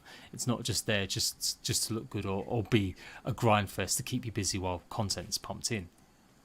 Yeah, although, I mean, even just for that grind fest, it's so effective. Yeah, I mean, that's it. People love it. They do love it. That's the other thing. It's a juxtaposition that people will say they love the build, they love the grind, they love the gather. Yeah, but we're just giving them icing on that cake by giving them something extra, some extra reason. So I think you're dying of dehydration. Oh, so no. There's a water catcher. Okay. Water catcher out the southeast exits. Oh, yeah, there you go. Little sound effect there. But yeah, the chat is saying like Aaron Longstaff, like some big Arc builders and other guys that have done some great stuff with like Conan and Arc and stuff. Yeah, I'll definitely forward you a little list. So let's see. So my apologies, I have not been paying attention to your chat. No, that's all right. They're kind of chill actually. My lot, mine aren't as hungry for like. Please talk to me at the moment. No, and basically everybody's telling you to go drink some water. Yeah, all right, okay. And to adjust your FOV. Damn it! I will not adjust it. All right, it's how the game is defaulted. I will keep it as defaulted. Oh my god! Yeah, Hobgoblin's like, yeah, he's that guy. Yeah, he's that guy. I am. I do trigger people a lot, like just because I'm such a. I just don't. I'm not really into it. I'm just not. Yeah, I've got my 390 might as well be a paperweight for all that I maximise the use out of it sometimes. Yeah, well, that's a beautiful card that you have there. Holy cow! It's the only one I could get. Honestly, it was so hard, and in the end, I just got so exasperated not being able to get a 370 or 380. I just went, all right, fuck it. I better make some clickbait next month. Oh, a month of selling your soul. Yeah, pretty much. Yeah, that's when Arc Genesis come out. I was all good. No, you said a water butt. Where? Southeast, did you say? Wait, how far did you go? You went. I'm just coming back now. Come back. So I'm looking at my map. I think you went northwest. I am.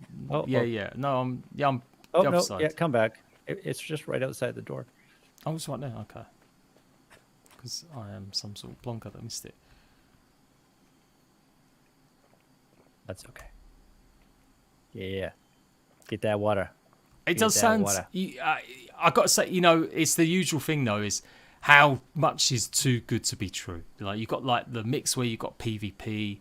So I'm guessing I say that like in terms of running around the open world. Then so you've got the zones that you don't want to base raid anyone. But what about just like actual conflict between players? Is that the same sort of thing? It's the same. If you hit a base piece, it's going to be the same as taking a headshot at someone in one of these highly defended zones.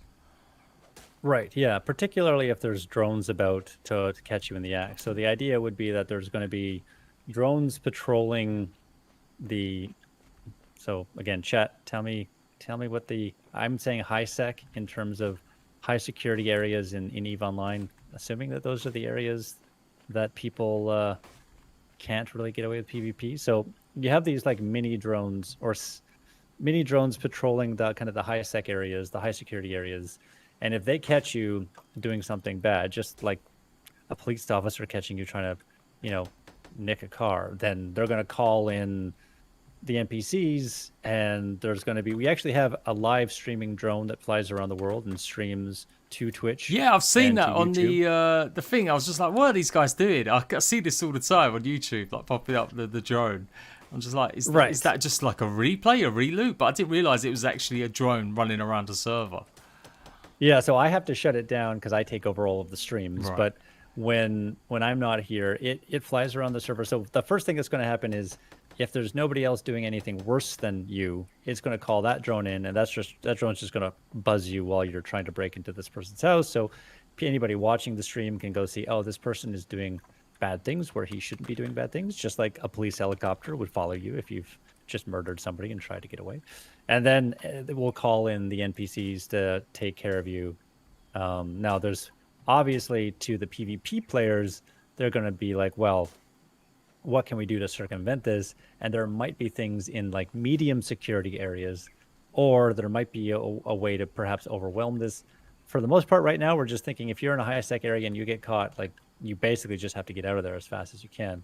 If you're in a low sec area or a medium sec area, then what we're going to be looking at is you're going to have more time. There's going to be less patrols. There's going to be more blind spots. And typically those blind spots are going to be situated around highly contested resources or whatever else.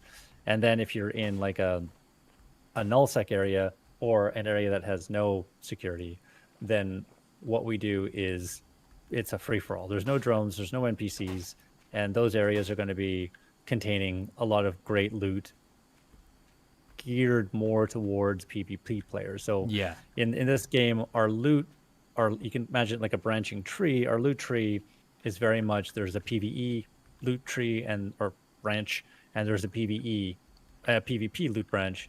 And so the kind of stuff that you're going to find in the PvE zones are going to be the things that are going to just enhance your PvE experience, weapons that are going to make you better against mutants and all of that. And the stuff that you're going to find in the PvP zones are going to be more geared towards killing other players. That makes sense. I like that as well, incentivizing in the right way, you know, and having the right loot to match that as well. And de-incentivizing yes, the wrong way. Yeah, don't overdo it, or don't become that toxic arsehole, because you're going to come across a lot of pain and hate. Wait, aren't you the guy that kills people in safe zones? Oh yeah, I'm totally the toxic arsehole. I am. I'll do it to friends. Like we'll be messing around, and I've got that mischievous little I'm gonna kill you just for the lols, even though I'm gonna die as well. But it does sound good. Like so. You know, that is the push and pull from games that try and cater to both. Yep. You know, are you going to be able to keep them both happy? Is it going to be doable? And obviously you've got things like, I think like not quests, but obviously, well, yeah, quests and sort of caves or something like that. Or you said like, is that going to be part of the instances? Like the servers that will spawn will have more of them? Or is it just that's a common thing that you're going to find across whatever dimension you're on or reality you're on? Yeah, so certainly we can look at having. I think that we might need. Maybe you're starving. Yeah, we're getting hungry. We're going to need to kind of figure out how we balance that, but that's something down the road where that's part of what makes server A different from server B. Is that there might be quests to go and find on that server that you can't find on a different server, but for the most part, you're going to find these things on every server. At the end of the day, quests are definitely going to be a big thing. We have quest givers that we're putting in, so you are going to be running maybe not kill 10 rats, but something similar to that, up to kind of multi-leg journeys that have you going and rescuing the farmer's daughter, and then she gets you to rescue her boyfriend, and then that takes you up into the hills, and so it's a way for us to get players to explore parts of the map that they wouldn't otherwise explore. That's where I felt like maybe some sort of Dead Island comparisons and the RPG elements come into it a little bit. Even if it is pretty basic to begin with, it's still good. Like that's something I campaigned for 8 years. I'll just say hello to Whack. Hello, mate. Welcome. Years having more story in survival games, because it's often neglected or overlooked, or the story is the immersion from the players. But some games you want that more story. You want a bit of direction. You want a bit of reward. You want something to keep the breadcrumbs going in. And when Ark announced they were going to be more story focused, or they're going to have missions, I was amazed. Like with the Gen stuff, I thought, okay, this could be really good. They'd had missions in mobile which were very much kill 5 dinosaurs, gather 10 of this particular resource. I was like, I hope it's not that. I hope it is a bit more involved. And man, I wish it was, because it ended up being like these sort of events that you can pal around with your friends, but it wasn't really story. It wasn't what I was imagining as actual missions. And even if something is just maybe Skyrim-esque approach where it is do something for an NPC. I kind of mind that. I like a basic of that in survival is okay. Like, you know, as long as you've got overriding lore, maybe, whether it's notes scattered around and other incidental, you know, from the way the worlds are set out, that you can kind of tell a story that's going on with the mutants and stuff. Like, that's all good. I think you can overcomplicate things, and I've kind of regretted wanting more story in certain games now because it just wasn't done very well. Yeah, I do have that problem sometimes where I will overcomplicate things, but it's for this one, hopefully not. Well, my movement is a bit janky. Might have found a bug if you commit suicide while... Oh, if you commit suicide while proning, bad things happen. So I just went back to the starting area. Oh, God. Might have to restart my client because it doesn't want me to die. Oh, God. So I just went back to... So go ahead and just finish any last upgrades you want. I'm just going to reload the client as... So we had our build machine. We have a machine in the office here that pumps out the new builds and the updates, and it was down all week. So we are a week behind, and it's so frustrating because I know all of these bugs are fixed. And we have one of our amazing community leaders, Fernando. He's in chat right now, helping. Thank you so much, Fernando, for being in chat. He's testing we call it our staging build. It's the build that we put up in... It's like a staging area before it's ready for prime time. And he's testing that. So as soon as he gives me the green light, I'm moving that build over to Steam so that I don't have to tell people, oh, this is fixed. This is fixed. This is fixed. I can just actually play it. What's the deal with Kickstarter? I'm guessing you're going to have the tiers. Obviously, I know it's going to be there when it launches. But the general idea that you subscribe to a tier, you'll get access to the alpha? Or you kind of still wait until the early access part? Nope. So I mean, we have servers up 24/7. We've given out, as I was mentioning in the Facebook chat, we've given out 800 keys at this point. And in the beginning, we were giving out keys a lot more often, and then Steam came back and was like, "We're not making money off of you. You can't just keep on giving keys out willy-nilly." And so they capped us. So now we have a surplus of keys. But we have to be a little bit more stringent when it comes to giving out keys, unfortunately. Yeah. But we have given out 800 keys, and the servers are up 24/7. We typically have 20 to 30 players a day that are in the game playing. And when Kickstarter goes and you back the project, then we will be giving out keys in waves. So like I was mentioning before, if we do have 10,000 people back the project, we can't give out 10,000 keys on day one. We might be able to give them out on like day 10 or day 20. But not on day one because we don't have all of the servers set up to handle that many people. And so we'll be giving them out in waves so that you can let in the first 1,000 people, see how the servers hold up, then the next 1,000 people, see how the servers hold up, and go from there. So you will be getting access. It'll just be staggered depending on the pledge level. Right. Okay. But everybody that pledges above... I can't remember what it is, $30 or $40 or $35. Everyone will get a key. Yeah. Okay, cool. Yeah, that's pretty standard. Like, yeah, it's just nice. It's a good way. Like, I think, you know, if you've researched enough, what I like about you guys is that you have been pretty consistent with the devlogs and the posts and, you know, social media a little bit as well, and just keeping people informed of your progress. And I guess that's the biggest thing. Obviously, it's marketing as well. But yeah, just making sure that people know what to expect, the screenshots you put out, the trailers, letting streamers play and show the game off beforehand. That all instills a lot of confidence in me. You know, that's great. That you're Appreciate doing that. good. And it like I was saying before, it really comes back to just buying us some stuff here. It really comes back to what would I expect as a gamer, and if I'm gonna trust, like that's was the question we asked 5 years ago. Would I trust me with my money to make the game that we say we're going to make? And the answer was no, of course not. We've been burned how many times? And over the past 5 years, how many more times have we been burned? And so, yeah, we really wanted to lay the groundwork and do the heavy lifting before we went to that Kickstarter. And yeah, I don't know, like if you go to fracturedveil.com, you can go and see the Kickstarter links in the bottom right. and the Discord links and everything else. So, yeah, we'll do another. I'll tell you what as well. I'll do another little post again because it's been a while since I put the last one up. Nice. Okay, so I got us. I need. Oh, I didn't make us a research bench. God damn it. Oh, hold on. Teleport back. Need to get us a research bench. I'll show your community how researching works. Work on. And I think you need some food. So you still have your bow, right? I do, yeah. Can I just go and hunt whatever I can get my hands on? Yeah, you should definitely go and do that before you starve to death. And you can also, if you run down the road and if you run down too far, you're going to run into some mutants, which are no fun. But if you see any bodies hanging from the lampposts, we call those our corpse pinatas. Right. And you can shoot those for loot. Nice. And in terms of loot, like obviously like guns and weapons and stuff, I presume like from traders, it looks like it's pretty much the standard sort of going up to assault rifles and pistols and stuff. Yep. Yep, for sure. Okay. Why? Oh, the UI. UI is really, really broken. I'm so ready for this new build that fixes all of these silly problems.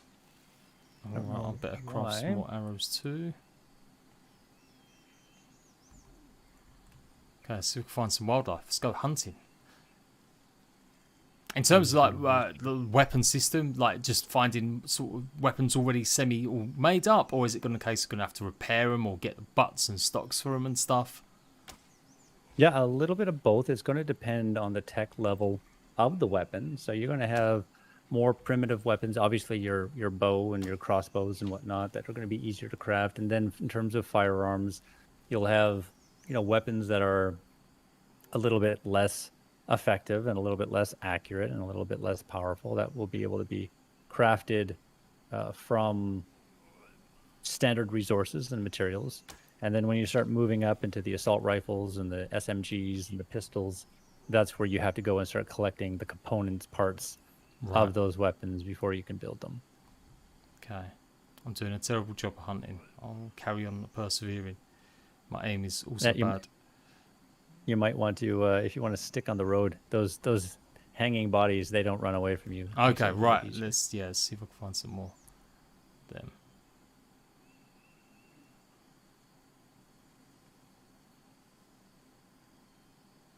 Oh, I'm going back to where the zombos were. There, I don't want to go there. I'm going to go down the other way. I'll go the other road. Yeah, cheers, Commando. Yeah, so we basically have little channels in my Discord for like every survival game under the sun, and we try and get as many bots to link to Discord news in their respective Discords and other or set up bots for websites and stuff. So we've posted the link for the Kickstarter. So obviously join Fractured Veil. But if you're already hitting your limit on stuff, then you'll see it in mine as well. You can check out any of the websites and stuff for it. Oh, if we go through, I really like the building. I think the building's cool. It's just nice. It's pretty. It's nice to have something to look at, which isn't just basic. And yeah, like you said, in a minute, hopefully we'll see the zombos attacking it. See how much that works. Here's to hoping. So I need to just get us a research bench. Teleports. In terms of like server providers, so I guess this sort of thing, is it going to be able to be community hosted, or is it like that's much further down the line? So no, it's not going to be community hosted. Yeah. We do require a lot of back-end infrastructure to power one of these servers. Yeah. And it's, what's going on? So I'm having all sorts of problems spawning us items. Just a really frustrating time over here. So give me 2 seconds. Yeah, no worries. I'm eating my Shazam. My Sham. Sham, you got it. Sham. Oh, I see. I'm just typing in the wrong codes. 127. Okay, I've eaten too much. I'm a pig. You're looking so svelte. Yeah. It's a good thing we're at a beautiful location. I can run down the beach, burn off them calories. Man, my UI is just right broken. I had this conversation with our lead dev today of how frustrating it is on streams to be dealing with a broken UI. Let's see. There's my rye on the ground. Go. Now, obviously, I see the mutants running around and stuff, and yeah, they're going to have loot on them. And I guess that's part of the Kickstarter. You'll be looking at implementing, like you said, new models and variations and stuff. Are they going to be always, like, could you potentially use them or kite them to other people's bases or be mischievous and set attacks on other players and stuff like that with them? Yeah, so there's certainly going to be a little bit of that.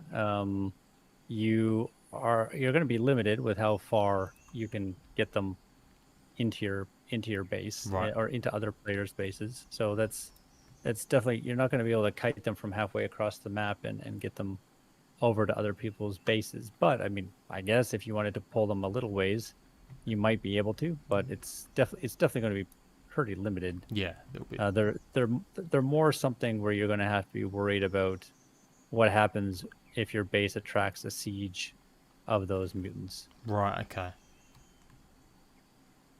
My goodness. Yeah, I'm totally bugged out here. This is so frustrating. Can I suicide to fix this problem? Right, let's see if my skills are great or not. No, they're not skate. They're awful. Oh, come on. Mate. Come on. Kill the chicken. Hey, I killed the chicken. Nicely done. That was first time. Food. I would have, but it's glitched under the map. Yeah, the chickens they're so small. Let's see. Can I pick this up now? All right. Okay. So this is someone's actually. Yeah, they've had a base run in here or some defenses. There is a research bench here. There's a couple sitting on the road. Oh. So there we go. I get to show it off at least.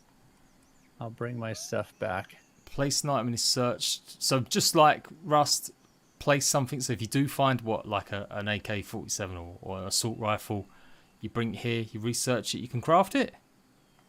Yep, I'm going to come back and let's see. Oh, I guess so this is the currency. So Ray? Yep, Rye, yeah, Rye? that's correct. And actually, so I ran into this problem before, and I think it was because of we've got 2 internet connections in the office here, and for some reason, the one if I hardwire in, I get all sorts of networking issues, and if I connect to Wi-Fi, it's totally fine. So I'm going to come down to you, and I'm going to start researching this crafting bench.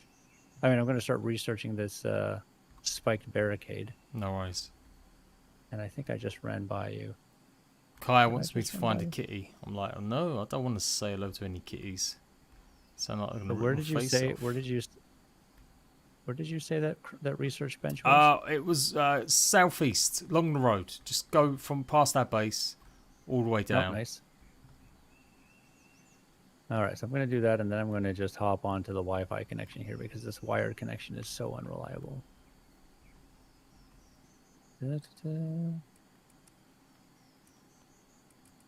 Oh, I am. Oh, the remains of some unfortunate base. And I can't even access it because I am totally bugged out.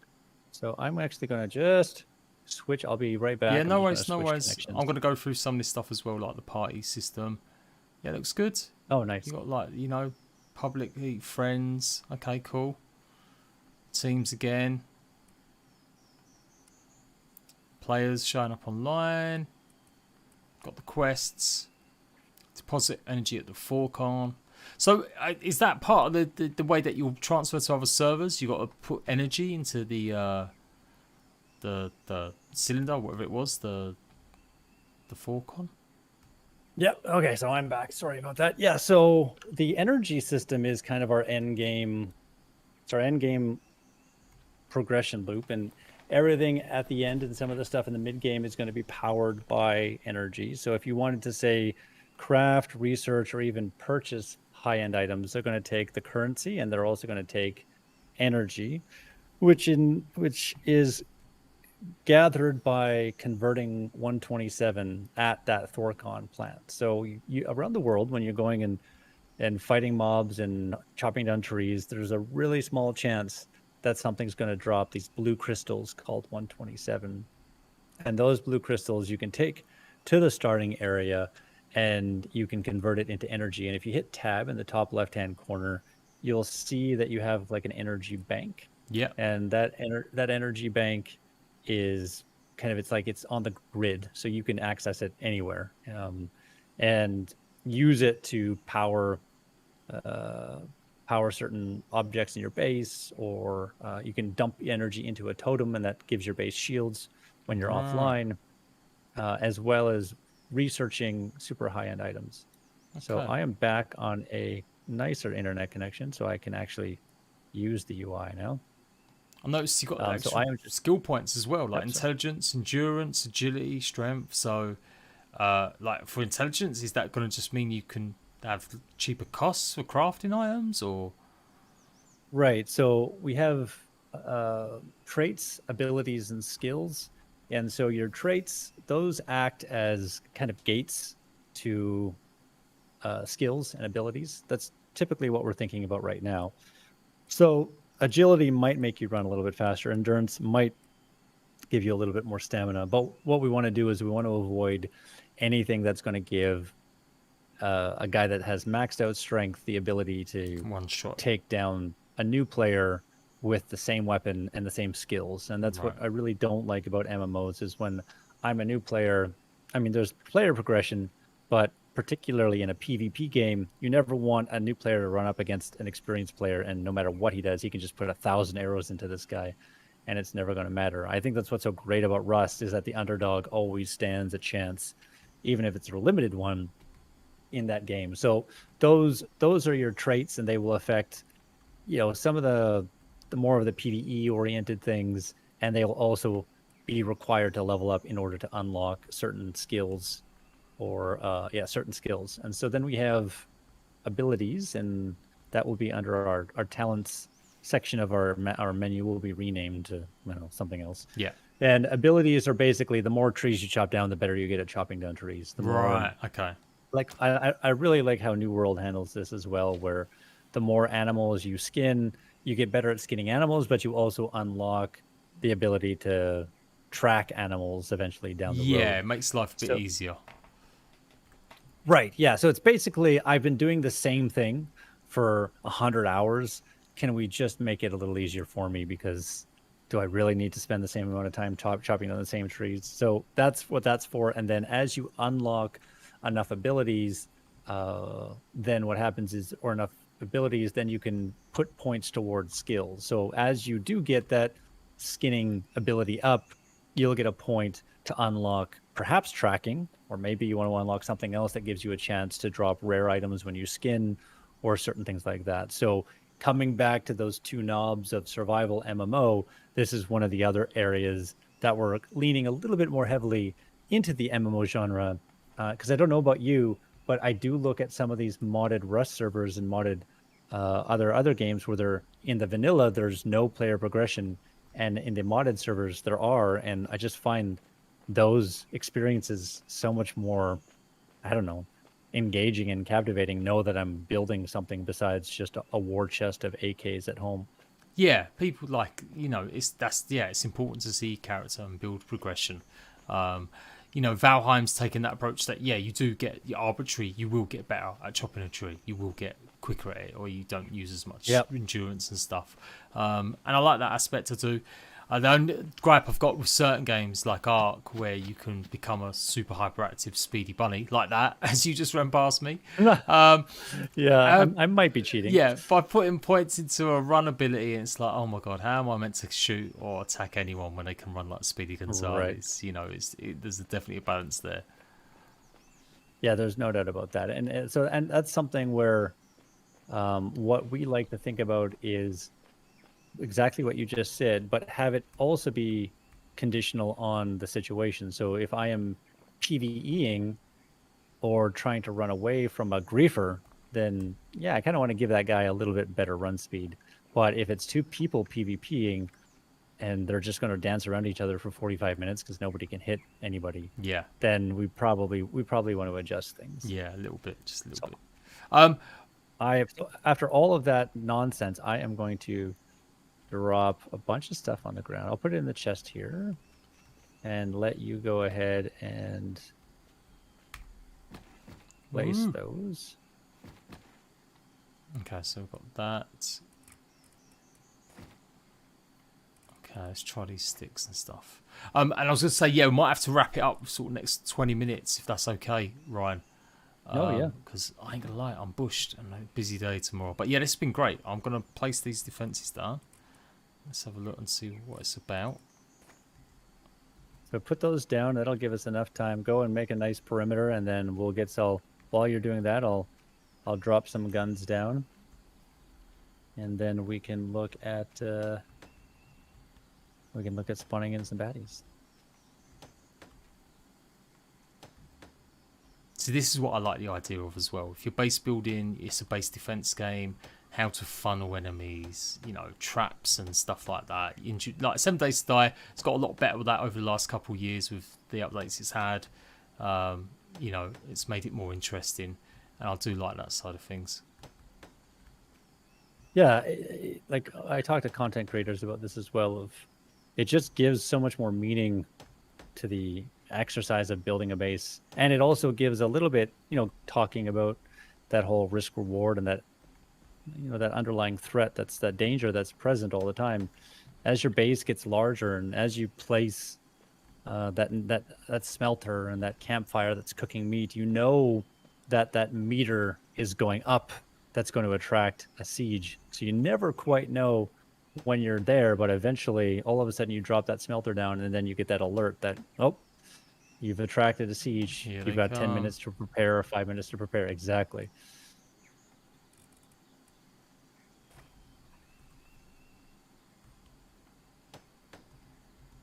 Okay, right, I'll put them down. All right, so we've got all of those down. Cool. I'm gonna just, they've got one last thing. Let's see. One last thing we might want to do. I think I need to, I don't know why I have so many scars. So the other thing, just coming back to making players' lives easier, what we're doing is trying to centralize as much of the player's actions as possible within one menu. So instead of crafting a torch to put on the wall or crafting a chest to place on the floor, anything that's to do with bases is all going to flow through the base menu. So if I want to drop torches on our walls, I can do that from the construction tool and then go and place them on the walls without having to craft them in my inventory first and then run around and place them. And likewise, if you wanted to upgrade those torches, you can just run up to them with an upgrade tool and choose from a whole series of lighting options. Well, we only have one right now, which is the lantern, but going through and upgrading and building everything. Oh God, did you hear that? No. It's getting dark. Oh. So there's a stalker. We have an AI that only comes out at night, and she's a giant spider, and she burrows into the ground. Oh no. And she is very, very scary. This is my arachnophobia kicking in there. Yeah, well, she's half spider, half human, No, so I'm maybe joking. she's only going to be half terrifying. Can you imagine if I was like really super like scared of spiders? Like, no, I could never play grounded because, you know, the spiders scare me. But yeah, warning everyone, there may be some legs flying around, okay? But they have that arachnophobia thing in grounded. Right? Yeah, they do. Like, it's interesting. It's interesting that they went to that level. More of a marketing gimmick than anything else. I'm sure, don't get me wrong, I'm not knocking you got a phobia, you have your phobia, but you know, it's not a disability. They're phobias, you can get over them with help. Oh, sugar. Okay,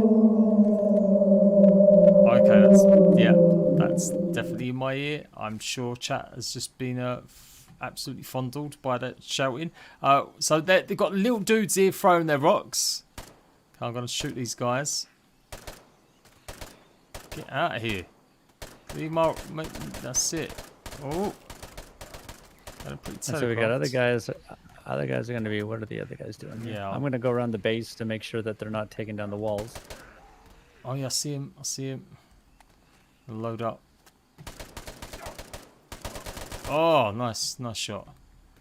Blood claret everywhere. Oh, see a red dude. Get out of here. Oh, that's it. Oh, she clutched at her chest there. I say she. Clutched at his chest there as it went down. I'm so sorry, I just misgendered you, mutant. Let's go around here. Alright. Yeah, so that's good. We'll wait for the next wave to come. So other players are seeing this smoke around? Like, they could potentially come over and help you out a little bit, or... Yep, that's the idea. It's obviously it's telling you where they're going to spawn from. Let's make sure that... someone's saying my stream is smoother today. Well, that's probably isn't.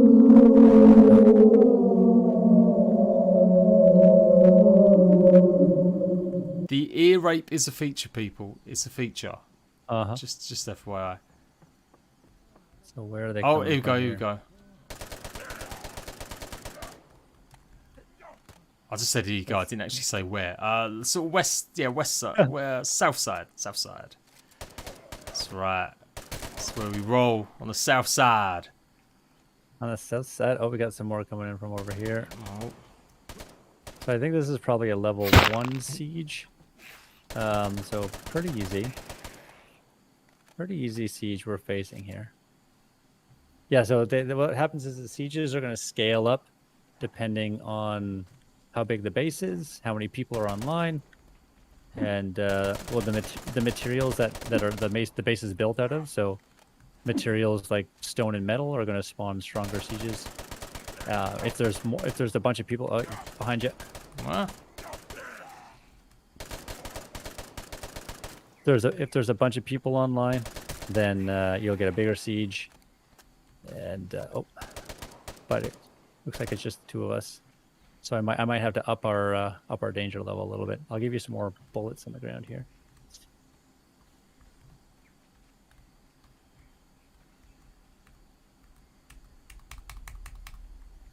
Cool. I'm loaded. Nicely done. Okay, so I think that, unless there's another one hiding, I think that wave is done. So we're kind of giving the player a little bit of a breather between the waves to go and burn bodies, repair the walls, craft ammo, and heal up if they have to. Right. And then once, and that also depends on the level of the siege. So again, we're doing a level 1 siege at the moment, which means that we're going to get a solid amount of breathing room between each wave. But as you go up to level 3 sieges, things get A little bit hairier. things get pretty bad.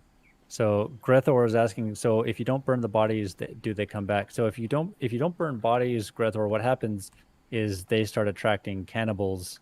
Ooh. And those cannibals will come and eat the bodies, and they get buffed, and then bad things happen. Right. They're mostly coming from the north. What did you find? No, that's cool. That's interesting about the cannibals.